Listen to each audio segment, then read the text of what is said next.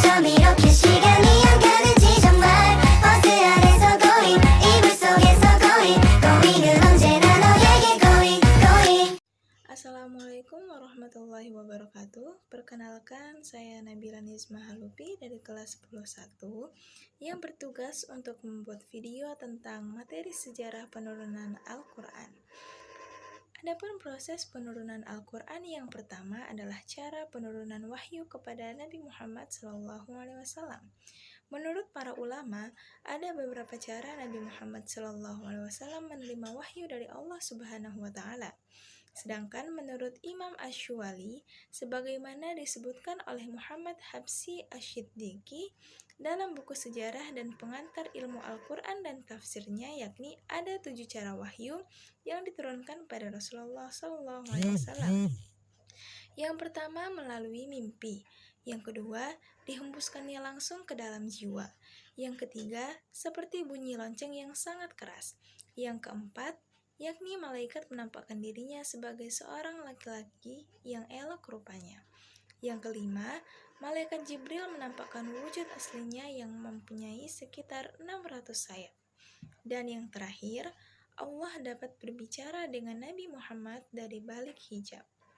Dan berdasarkan penjelasan berikut, malaikat Jibril turun membawa wahyu kepada Nabi Muhammad SAW dengan 3 cara, yakni menampakkan wujud aslinya, menyamar sebagai seorang laki-laki.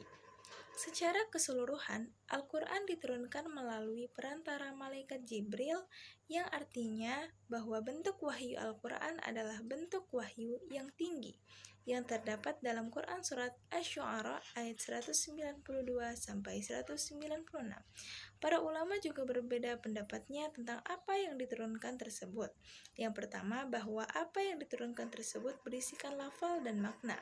Yang kedua, malaikat Jibril hanya menurunkan maknanya saja. Kemudian Nabi Muhammadlah yang memahami makna tersebut, lalu beliau menakbirkannya dengan bahasa Arab. Dan yang ketiga yaitu, malaikat Jibril menerima dari Allah dalam makna dan menakbirkannya dengan bahasa Arab, lalu diturunkannya pada Nabi Muhammad SAW. Selanjutnya ada proses penurunan Al-Quran. Proses penurunan Al-Quran disebut dengan Inzul Quran. Namun, sebagian ulama ada yang membedakan kata inzal dengan tanzil. Menurutnya, inzal berarti proses diturunkannya Al-Quran ke Lauhul Mahfuz, sedangkan tanzil adalah proses penurunan Al-Quran dari Lauhul Mahfuz kepada Nabi Muhammad melalui perantara malaikat Jibril. Dan di kalangan ulama terdapat 3 perbedaan pendapat yang menjelaskan mengenai proses penurunan Al-Quran. Yakni yang pertama, Al-Quran diturunkan sekaligus ke langit dunia pada saat Lailatul Qadar, yakni dari awal hingga akhir. Kemudian diturunkan kepada Nabi Muhammad SAW secara berangsur-angsur. Yang kedua, Al-Quran diturunkan ke langit dunia pada 20 kali Lailatul Qadar selama 20 tahun, atau 25 kali Lailatul Qadar selama 25 tahun. Yang ketiga, awal diturunkannya Al-Quran adalah pada Lailatul Qadar. Kemudian diturunkan kepada Nabi Muhammad secara berangsur-angsur dalam berbagai waktu. Menurut Syekh Abdul Azim Az-Zarqani menjelaskan bahwa proses diturunkannya Al-Quran melalui 3 tahapan, yaitu turun Al-Quran ke Lauhul Mahfuz, yang kedua dari Lauhul Mahfuz ke Baitul Izzah, dan yang ketiga dari Baitul Izzah diturunkan pada Nabi Muhammad SAW. Para ulama juga berbeda pendapat dalam menghitung masa turunnya Al-Quran. Menurut Muhammad Khodari Baik, masa turunnya Al-Quran adalah 22 tahun, 2 bulan, 22 hari. Ada pula yang menyebutkan 20 tahun dan 25 tahun. Maka mayoritas ulama berkisar pada 23 tahun. Selanjutnya, ada hikmah diturunkannya Al-Quran, yakni memudahkan untuk dihafal, ditulis, dipahami, dan diamalkan, dan akan lebih berkesan di hati umat Islam. Dan masih banyak lagi hikmah-hikmah yang jika kita perdalam bersama. dan tidak bisa kita ucapkan secara satu persatu. Selanjutnya ada sejarah penulisan Al-Quran. Yang pertama, penulisan Al-Quran pada masa Nabi Muhammad SAW. Mushaf Al-Quran yang kita baca hingga sekarang ini telah melalui proses yang panjang dengan melibatkan banyak ulama. Dalam proses penulisan Al-Quran pada masa Rasulullah ini adalah setiap kali Rasulullah menerima wahyu Al-Quran lalu membacakannya di depan para sahabat beliau. Beliau menyuruh para penulis wahyu atau kutab untuk menuliskannya, serta Rasulullah juga menunjukkan di mana letak urutan ayat-ayat yang baru turun dengan ayat-ayat yang turun sebelumnya.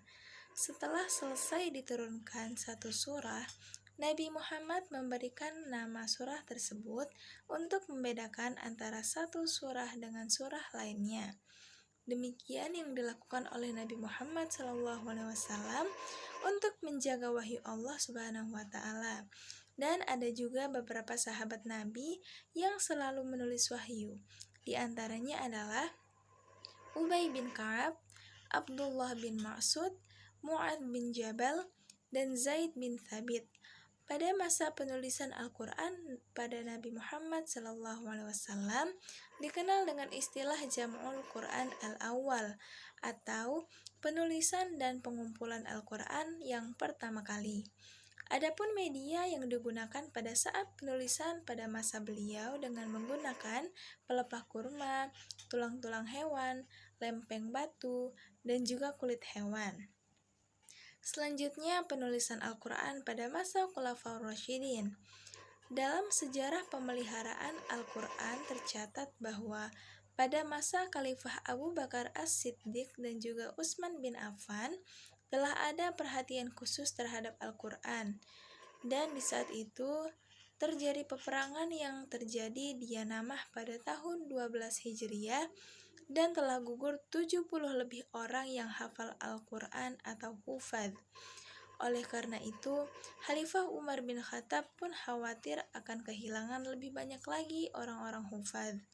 Maka dari itu, Khalifah Umar pun mengusulkan kepada Abu Bakar As-Siddiq agar segera mengumpulkan Al-Quran dan ditulis di dalam mushaf. Usulan positif tersebut pun disetujui oleh Khalifah Abu Bakar As-Siddiq dengan membentuk panitia atau ijanah yang diketuai oleh Zaid bin Thabit. Dan pada masa inilah dikenal dengan istilah Jam'ul Quran As-Sani atau pengumpulan naskah-naskah Al-Quran dan ditulis kembali untuk yang kedua kalinya. Selanjutnya pada penulisan Al-Quran pasca Mushaf Utsmani. Mushaf Utsmani ditulis pada masa Khalifah Utsman, belum dilengkapi dengan harokat sehingga dapat dibaca dengan menggunakan berbagai macam bacaan atau qiraah yang telah diajarkan oleh Rasulullah SAW. Namun, ketika mushaf tersebut dibaca oleh orang-orang non-Arab atau ajam, mereka kesulitan bahkan sering menimbulkan kesalahan fatal yang dapat mengubah makna dari ayat tersebut. Dan mushaf inilah yang kita pakai sampai sekarang. Mungkin ini saja video materi sejarah penurunan dan penulisan Al-Quran dari saya. Semoga bermanfaat untuk kita semua. Saya akhiri. Wassalamualaikum warahmatullahi wabarakatuh.